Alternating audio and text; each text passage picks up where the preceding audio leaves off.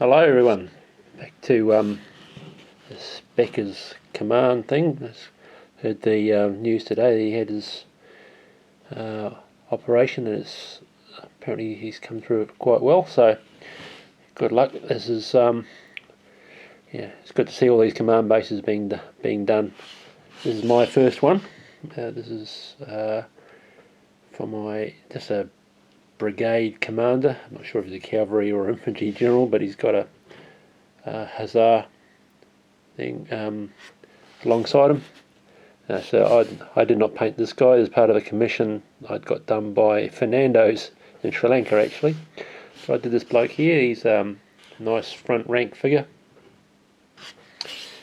and yeah, he was a lot of fun to do. This is a bit of a practice because I want to do something a bit more elaborate. I must say the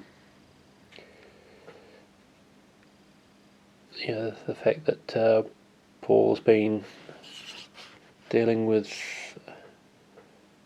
cancer is pretty close to home. A bloke in our group had the same, shall we say, ordeal to go through about 18 months ago, and he's doing well.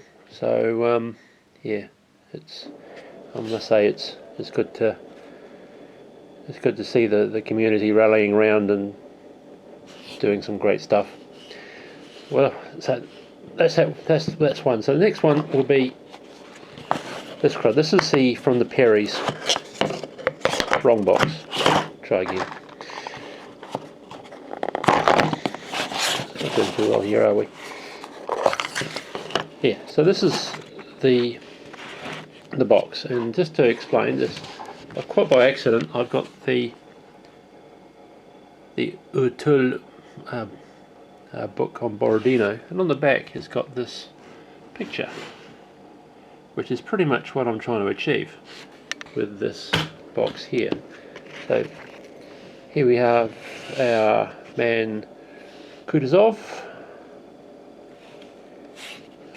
with his various hangers on. So I'm going to try and, whether I do all of this, as I said, there's a drum with a map on it, nice. There's another one. Never looked at this before. This is quite cool. Yeah, but yeah, some very lovely figures here from the Perrys. They do some wonderful work. I do love that what they do. Yeah, so we'll get stuck into those. And this whole thing with the lockdown and with the Beccas Commands things, I've been going through my my boxes and trying to finish stuff. So just this morning I found this painted Prussian 7 Years War artillery piece, and I found some undercoated crew, so they can be done. I've got two Napoleonic Russian 12-pounders with undercoated crew. I'm going to try and do those as well.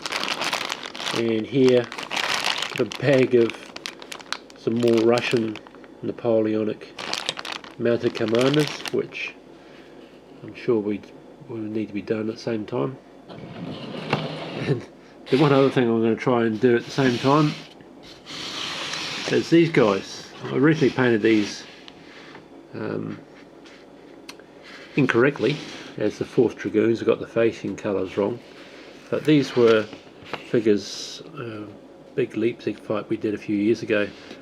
I took them up, and they were unfortunately slid around in the trailer that I was towing on the way up, and as you can see, these all got chipped to hell, as I say. You know, like I said, the boots, the peaks. So basically, and then I started to touch them up. They were originally going to be the Regina dragoons for my Italian army, but these are front rank figures, and what I like to do is to keep the same manufacturer within each army, and for my Italians I'm using elite figures, so these will revert back to, well, they're going to be the 7th Dragoons now, basically the same sort of crimson facings but a little bit brighter than what I've done originally on here. I've got a flag sheet, unfortunately it's the 1st Dragoons, but at this scale and with my failing eyesight, which is quite cool, that one's pretty close to a 7 as far as I'm concerned. So yeah, they'll be the 7th Dragoons, who were in Russia in 1812. There's, from what I can see, according to the Osprey, there's only 4 Dragoon regiments actually made the trip into Russia in 1812. So this is going to be one of them. Anyway, that's my news at the moment, and yeah, I shall get started on these guys in the next day or two, and hopefully I will show some pictures of my progress as we go. Cheers everyone.